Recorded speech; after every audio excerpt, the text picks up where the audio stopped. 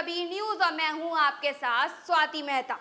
दुनिया भर में अपनी छाप छोड़ने के बाद भी भारत में कोरोना का खतरा अभी भी बरकरार है।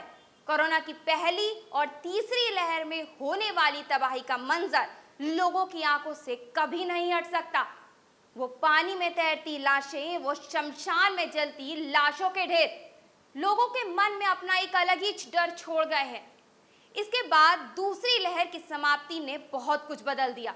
हमारी जिंदगी एक बार फिर पटरी पर लौट आई, पर इसके साथ ही सरकार द्वारा हर किसी को अभी भी कोरोना गाइडलाइंस के पालन की हिदायत दी गई है।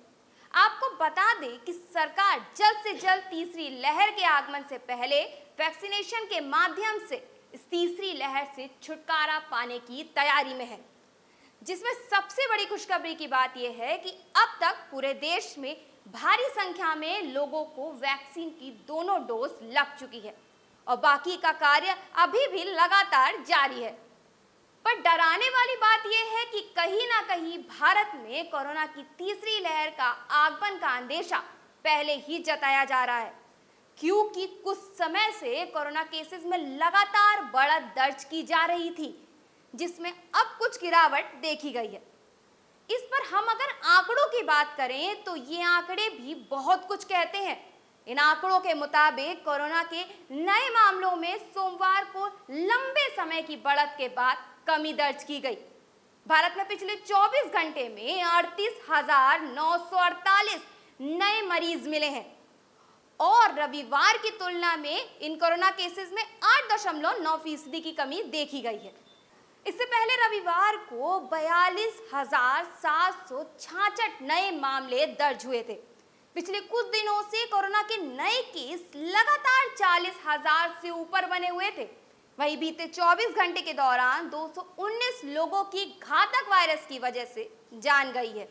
और अगर कुछ आंकड़ों की बात करें तो अब तक देश में कोरोना से 4,40,752 मौतें हुई हैं।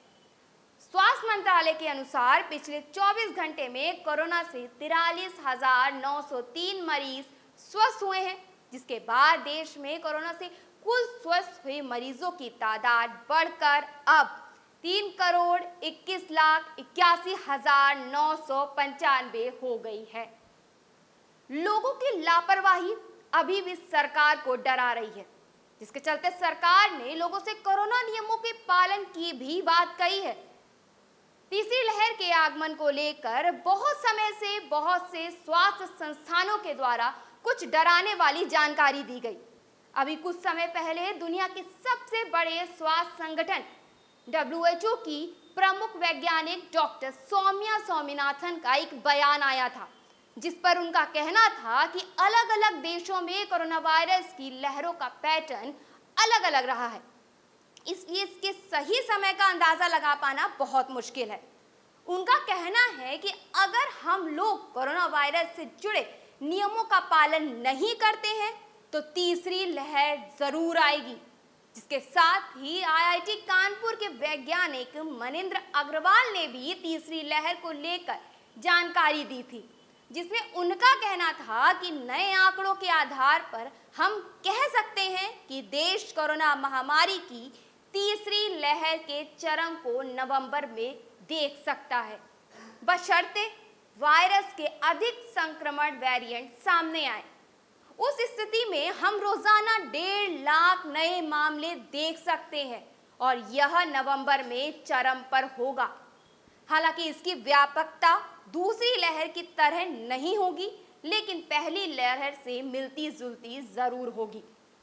इसके साथ ही राष्ट्रीय आपदा प्रबंधन संस्थान ने भी तीसरी लहर की चेतावनी दी थी। उन्होंने अपनी रिपोर्ट में सितंबर से अक्टूबर तक कभी भी कोरोना की तीसरी लहर आने की आशंका जताई थी।